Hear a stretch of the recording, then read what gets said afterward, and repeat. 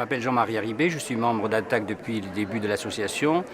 et participe à l'animation de son conseil scientifique. Je suis également membre des économistes atterrés de la Fondation Copernic et la question des retraites est un marqueur pour les associations qui travaillent sur cette question depuis de très nombreuses années, depuis les réformes précédentes qui avaient été menées par les gouvernements précédents. Pourquoi c'est un marqueur ? Eh bien parce qu'on retrouve à travers la question des retraites toute la remise en cause des acquis sociaux qui avaient été mis en place grâce aux luttes sociales qui avaient été menées au cours du XXe siècle et qui maintenant, un par un, les acquis sociaux, un par un sont démolis dans le cadre des politiques néolibérales qui sont menées méthodiquement, systématiquement pour pouvoir donner au capitalisme de nouveaux champs d'extension alors que justement il est confronté à une crise inédite par son ampleur, sa gravité, sa multidimensionnalité, qu'elle soit économique, bien sûr, c'est ce qu'on dit souvent, mais sociale avant tout, écologique, maintenant de manière de plus en plus évidente. Et donc, les réformes précédentes qui ont été menées en France, mais un peu partout pareil en Europe, en 1993 pour la France, en 2003 et en 2010 pour les trois plus importantes réformes, ont conduit de manière systématique à allonger la durée de cotisation exigée des salariés pour pouvoir prétendre à leur retraite et en même temps à reculer de plus en plus l'âge auquel ils peuvent prétendre revendiquer ce droit à la retraite, donc partir à la retraite. Donc la dernière réforme de 2010 a repoussé de 60 à 62 ans le droit de partir à la retraite et a repoussé de 65 à 67 ans l'âge auquel on peut avoir la retraite à taux plein, même si on n'a pas satisfait à la durée de cotisation qui a augmenté parallèlement. Et le résultat ne pouvait pas être autrement que ce qu'il est, puisque maintenant on constate que toutes les réformes précédentes tournent maintenant à plein régime, si je peux dire, et produisent déjà des dégâts considérables parce que le niveau des pensions baisse. Et comment ne peut-il pas baisser dans la mesure où il est très difficile en période de chômage de satisfaire à cette exigence de travailler plus longtemps, ce qui est une absurdité totale.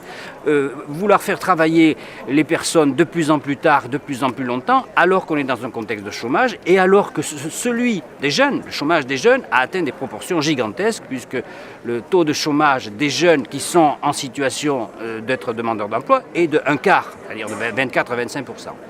Donc baisse des pensions, difficultés supplémentaires en termes d'emploi et donc de chômage, et avec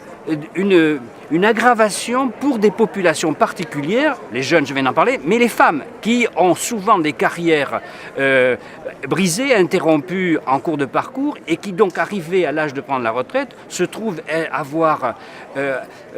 accumulé des droits qui sont extrêmement inférieurs à celui des hommes, ce qui aggrave à l'âge de la retraite les inégalités déjà très importantes qui existent pendant la vie active. Donc voilà, très rapidement, le bilan catastrophique que l'on peut tirer des réformes qui ont déjà été entreprises. Et se profile en France une nouvelle réforme à l'automne prochain, à la suite des annonces du gouvernement qui est en place maintenant depuis plus d'un an. Et ce qui nous est dit reprend les refrains des réformes précédentes, à savoir, puisque nous vivons plus longtemps, nous devons travailler plus longtemps. Alors examinons un petit peu cet argument. D'abord, l'augmentation de l'espérance de vie est très très modique et elle est tellement modique que maintenant on s'aperçoit que l'espérance de vie en bonne santé, elle est en train de diminuer. Et sur les simples 2 dernières années dont nous disposons les statistiques, c'est-à-dire de 2008-2009 à 2010-2011, la durée d'espérance de vie en bonne santé pour les hommes a été réduite de 4 mois, ce qui n'est pas rien en l'espace de 2 ans. Et pour les femmes, de plus d'1 an, d'1 an et 1 mois exactement. Et cette espérance de vie en bonne santé est aux alentours de 61, 62 ans pour les hommes et pour les femmes. Autrement dit, on veut faire travailler les gens jusqu'à plus de 62 ans, voire 65 ou 67 comme le demande le MEDEF, c'est-à-dire au-delà de la limite à laquelle on est en bonne santé. Autrement, on arrive à une absurdité sur tous les plans. Faire travailler les gens alors qu'il y a beaucoup de chômage et les faire travailler jusqu'à un point où on est sûr qu'ils ne sont plus en bonne santé. Et à tel point qu'on est en train de se demander si l'allongement de l'espérance de vie tout court, je ne parle plus de celle en bonne santé, mais de l'espérance de vie tout court, va continuer à augmenter avec la mise en place progressive de ces diverses mesures. Donc voilà l'état actuel de la situation. La reprise de cet argument sur l'espérance de vie ne tient pas, je viens d'essayer de le montrer, et en même temps, pour nous, c'est le projet que nous allons défendre, il ne tient pas pour une autre raison et que nous considérons comme indissolublement liée à la précédente. C'est-à-dire que vouloir faire travailler les gens plus longtemps, alors qu'on est dans une situation où il faut repenser complètement notre modèle de développement,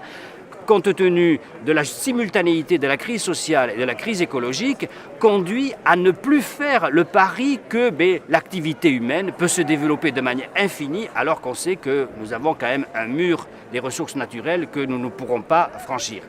Et donc, vouloir faire travailler les gens plus longtemps est à la fois une impasse d'ordre social et une impasse d'ordre écologique.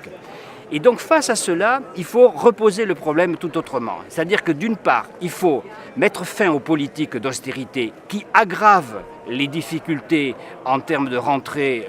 de recettes fiscales ou de rentrée de cotisations sociales. Plus vous avez de chômage, moins vous avez de rentrée de cotisations sociales pour alimenter les caisses de la sécurité sociale, soit dans la branche maladie, soit dans la branche retraite, la branche vieillesse, qui sont les deux compartiments les plus importants de la protection sociale. Donc la volonté de reculer un peu plus l'âge de la retraite, d'allonger la durée de cotisation, alors qu'on est dans une telle situation, conduit véritablement à une impasse. Donc mettre fin aux politiques d'austérité est le préalable, mais ça ne suffira pas parce qu'il faut concevoir le financement de la protection sociale à partir d'une autre utilisation, d'une autre répartition des revenus qui sont engendrés par l'activité productive des salariés et de manière générale de tous les travailleurs. Et donc on est dans une situation où maintenant, on l'a tellement répété que plus personne ne doit sans doute l'ignorer, les 30 dernières années ont été caractérisées par un remodelage complet, mais dans le mauvais sens, de la répartition des revenus pour diminuer la part qui va au revenu du travail et augmenter la part qui va au profit. Et donc ce remodelage qui est intervenu à l'époque que l'on appelle néolibéral, ce remodelage doit être brisé et inversé et redéplacer le curseur dans l'autre sens. C'est-à-dire qu'il faut véritablement un choc de répartition pour pouvoir prétendre mener une politique sociale dont la protection sociale est un élément essentiel. Et donc, le choc de répartition que nous voulons entamer, il peut se résumer en quelques secondes de la manière suivante. Il y a, dans la mesure où le déplacement de la richesse produite est allé aux actionnaires en priorité depuis une trentaine d'années, il faut introduire deux mécanismes qui conduisent à une réduction de l'inégalité des revenus. D'une part, nous proposons de soumettre à cotisation tous les revenus distribués dans l'économie, qu'ils soient destinés à être versés en salaire ou qu'ils soient distribués sous forme de dividendes. Et la masse de dividendes qui est distribuée chaque année et qui échappe à toute cotisation sociale, alors que ces dividendes, ne l'oublions jamais, sont issus du travail productif. C'est la force de travail qui produit à la fois la part qui leur revient sous forme de salaire, mais qui produit aussi la part qui revient aux actionnaires sous forme de dividendes. Et je passe sur les multiples revenus financiers sous forme d'intérêts et autres. Je me cantonne aux gros morceaux des dividendes qui constituent le symbole même de la financiarisation de l'économie mondiale depuis maintenant 30 ans. Et donc la soumission à cotisation et au même taux que les salaires y sont soumis des dividendes versés aux actionnaires permettrait de donner ce bol d'oxygène aux caisses de vieillesse, aux caisses de retraite qui sont effectivement dans une situation périlleuse, non pas parce que la retraite par répartition, notre système, est arrivé à bout de souffle, comme on nous le dit quotidiennement, mais parce que la rentrée de cotisations sociales ne suit plus l'augmentation des besoins. Il n'y a aucune raison que la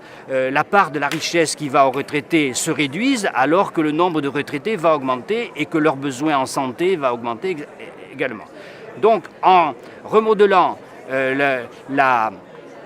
la répartition des revenus de cette manière-là, on réintroduit au sein de ce qu'on appelle le salaire socialisé, c'est-à-dire tout ce qui va nourrir la protection sociale, on réintroduit dans le salaire socialisé ce qui, pour l'instant, est sous forme de profit. Et donc c'est une récupération de cette part de la richesse que le capitalisme a volée aux travailleurs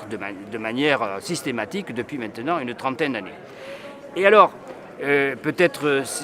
je pourrais terminer par là si vous n'avez pas de questions.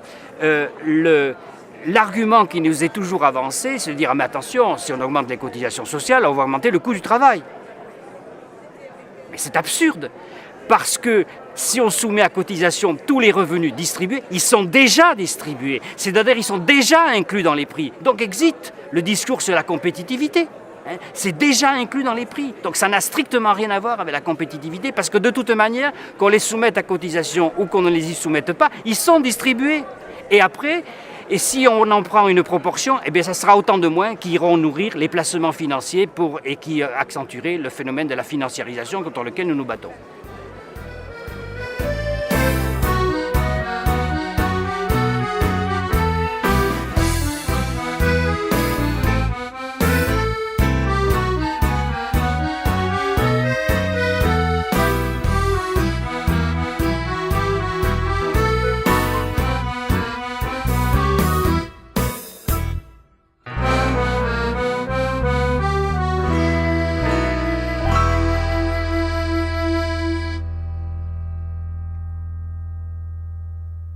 Les acquis sociaux, un par un, sont démolis dans le cadre des politiques néolibérales qui sont menées méthodiquement, systématiquement, pour pouvoir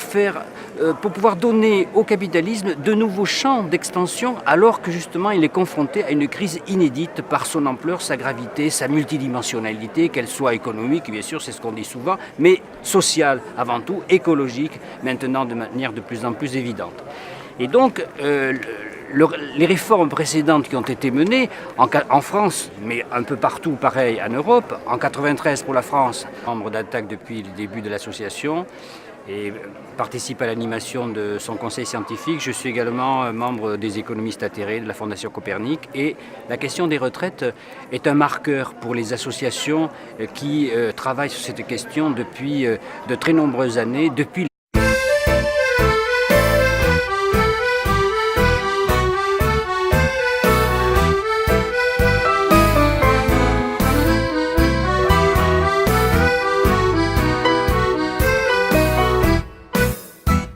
Je m'appelle Jean-Marie Haribé, je suis membre des réformes précédentes qui avaient été menées par les gouvernements précédents. Pourquoi c'est un marqueur? Eh bien parce qu'on retrouve à travers la question des retraites toute la remise en cause des acquis sociaux qui avaient été mis en place grâce aux luttes sociales qui avaient été menées au cours du XXe siècle et qui maintenant, un par un,